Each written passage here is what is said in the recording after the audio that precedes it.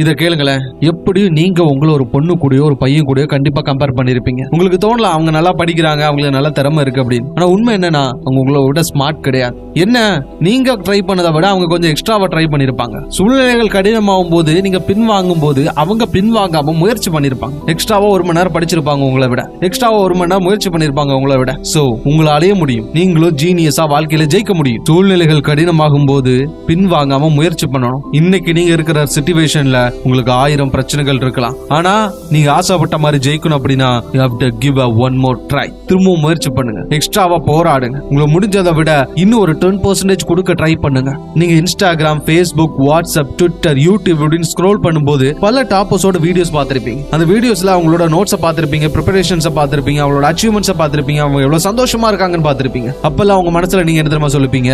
they are built different. அவங்க பிறக்கும் போதே நல்ல திறமசாலியா பிறந்திருப்பாங்க. they are born with a silver spoon நீங்க நினைச்சிருப்பீங்க. ஆனா நீங்க பார்க்க மிஸ் பண்ண விஷயம் என்ன தெரியுமா? தினமும் நைட் அவங்க எவ்வளவு தூரம் கஷ்டப்பட்டு இருந்து படிக்கிறாங்க. காலையில 5 மணி ஆனாலும் அவங்களோட டவுட்டை கிளாரிஃபை பண்றதுக்காக எவ்வளவு நோட்ஸ், எவ்வளவு ரெஃபரன்சஸ், எவ்வளவு யூடியூப் வீடியோஸ் அவங்க பாக்குறாங்கன்னு நீங்க மிஸ் பண்ணிருப்பீங்க. உங்களோட ப்ரிப்பரேஷன்ஸ்க்காக எவ்வளவு மார்க் எக்ஸாம் அவங்க அட்டெண்ட் பண்ணாங்க. இந்த மார்க் எக்ஸாம் ஃபேஸ் பண்ணும்போது எத்தனை கொஸ்டின்ஸ் தெரியாம மிஸ் ஆயிடுச்சுன்னு வருத்தப்பட்டாங்கிறது உங்களுக்கு தெரியாது. எவ்வளவு நேரம் ஃப்ரெண்ட்ஸுக்கு நோ சொன்னாங்க, ஃபேமிலிஸ்க்கு நோ சொன்னாங்க, பார்ட்டிஸ்க்கு நோ சொன்னாங்கன்னு உங்களுக்கு தெரியாது. நமக்கு எல்லாம் தெரியறது அவங்களோட சக்சஸ் மட்டும் தான். ஆனா அதுக்கு பின்னாடி இருக்க ஒரு ஹார்ட் எஃபோர்ட். நீங்க சொல்லலாம் எனக்கும் படிக்கணும் தான் ஆசை, எனக்கும் முயற்சி பண்ணணும் தான் ஆசை, எனக்கு எக்ஸ்ட்ராவை கொடுக்கணும் தான் ஆசை. என்ன மோட்டிவேஷனே வர மாட்டேங்குது, படிக்கணும்னு தோணவே மாட்டேங்குது, போரிங்கா இருக்குது. அப்படி ஒரு விஷயம் சொல்லட்டுமா, நீங்க இப்படி நினைச்சிட்டீங்கனால நீங்க தோத்துட்டீங்கன்னு அர்த்தம். ஏன்னா யார் ஜெயிப்பா தெரியுமா?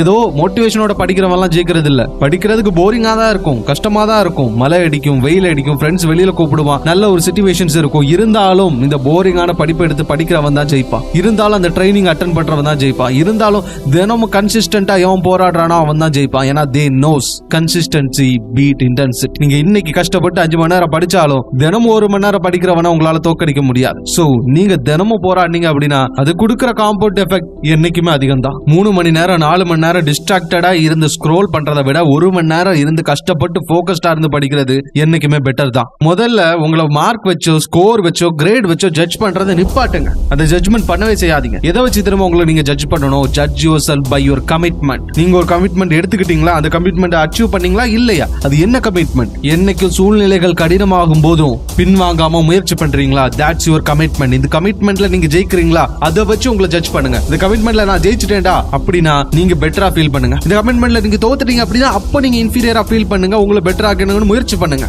இந்த ஒழுக்கத்தை உங்களோட பர்சனாலிட்டியில ஒன்னா சேர்த்துக்கோங்க. அது மட்டும் இல்ல, உங்க வாழ்க்கையில ஜெயிக்கிறதுக்கு புதுசா எந்த பிளானும் தேவையில்லை. உங்ககிட்ட ஆல்ரெடி 1000 பிளான்ஸ் இருக்கு. நிறைய விஷயங்களை நீங்க முயற்சி பண்ணிட்டீங்க. என்ன சூழ்நிலைகள் கடினமாகும் போது ஒரு 3 நாள்லயே அந்த ஒரு பாதையில இருந்து பின்வாங்கி இருப்பீங்க. சோ அந்த ஒரு பிளானை தொடர்ந்து இன்னும் ஒரு 7 நாள், 1 மாசம், 1 வருஷம் அப்படின்னு முயற்சி பண்ணுங்க. நான் திரும்பவும் சொல்றேன், they are not smarter than you.